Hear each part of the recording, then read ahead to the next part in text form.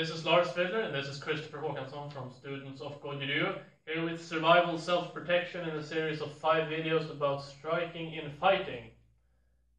In the last video we gave you a few examples of how to use grappling escapes as a means of landing impact, and in this video we'll give you one example of a grappling move that you can use in order to put yourself in a position for where you can strike.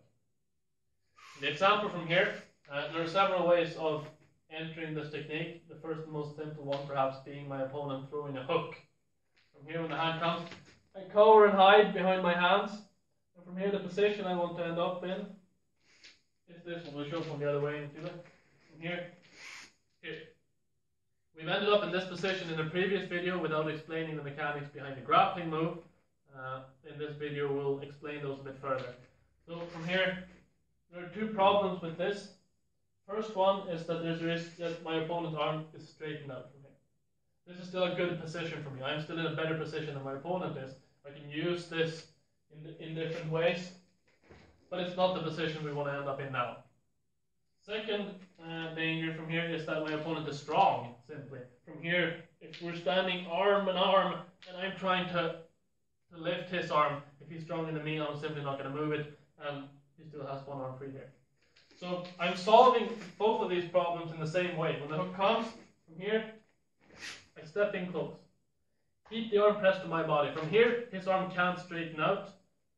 And I can put my legs, my hips, and my entire body into twisting his arm here. And from here, my arm is enough, because in this position he's weaker. The third problem still remains. He still has one hand free.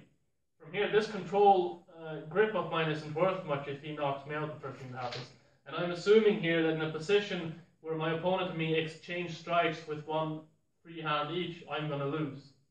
So what I want to do is I want to occupy my opponent's second hand. The way I do this is by grabbing at his groin. One way I can do it.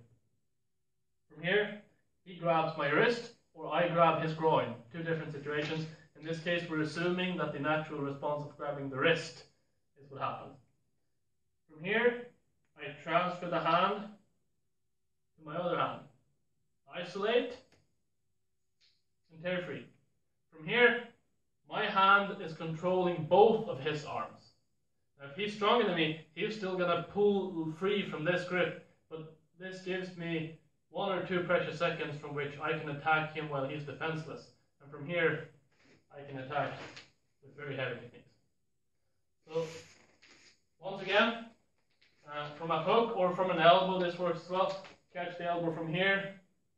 Same entry, using my hand as a control to end up here. But from a hook, to get more details from here, close with the body, keep the arm bent, use your whole body to bend the arm up. In this case, we grab the groin, he grabs my wrist, I transfer, isolate, tear free, and attack. In the last video of this installment, we're just going to give 4 general points to keep in mind when striking and fighting.